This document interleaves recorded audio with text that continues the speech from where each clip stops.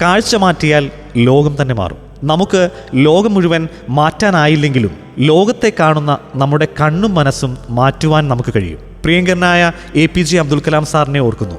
അദ്ദേഹം ബാല്യത്തിൽ പേപ്പർ വിറ്റ് നടന്നിട്ടുണ്ട്. പക്ഷേ അദ്ദേഹത്തിൻ്റെ കാഴ്ചപ്പാട് അത്രയും വിശാലമായിരുന്നു എന്നതാണ് സത്യം. ഞാൻ ഒരിക്കൽ എൻ്റെ രാജ്യത്തിൻ്റെ പ്രസിഡന്റ് ആകും എന്നത് അദ്ദേഹം തൻ്റെ പരിസ്ഥിതിയെ കുറ്റപ്പെടുത്താതെയും നേരായ ചിന്തയിലൂടെ തൻ്റെ ജീവിതത്തെ മാറ്റിയതും നമ്മെ പഠിപ്പിക്കുന്നുണ്ട്. ന്യൂട്ടൻ്റെയും ആപ്പിളിൻ്റെയും കഥ നാം കേട്ടിട്ടുണ്ട്. ആപ്പിൾ പൊഴിഞ്ഞു വീഴുന്നത് കണ്ട് ഐസക് ന്യൂട്ടൻ അതേപ്പറ്റി ആലോചിച്ചു. എന്തുകൊണ്ടാണ് അത് താഴോട്ട് വന്നത്? പഴങ്ങൾ മരത്തിൽ നിന്ന് വീഴുന്നത് എത്രയോ പേർ ഇതിനു മുമ്പ് കണ്ടിരിക്കുന്നു. പക്ഷേ അവരാരും ന്യൂട്ടനെ പോലെ പതനത്തിൻ്റെ കാരണം തേടിപ്പോയില്ല. അവർ ആലോചിച്ചുമില്ല.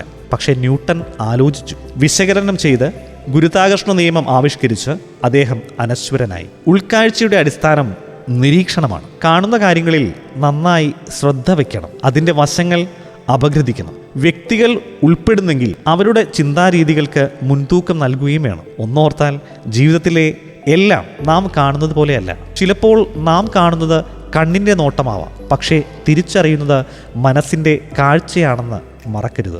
ഒരു മനുഷ്യൻ്റെ കണ്ണ് എല്ലാം കാണും, പക്ഷേ മനസ്സിൻ്റെ കാഴ്ച മാത്രമേ സത്യത്തിൽ തിരിച്ചറിയാൻ കഴിയൂ. അതിനാൽ ജീവിതത്തിൽ കണ്ണിനേക്കാൾ വിലപ്പെട്ടതാവട്ടെ മനസ്സിൻ്റെ കണ്ണ്. കാഴ്ച ശരിയല്ലെങ്കിൽ നോട്ടം തെറ്റും. നോട്ടം ശരിയാണെങ്കിൽ ലോകം മനോഹരമാകും.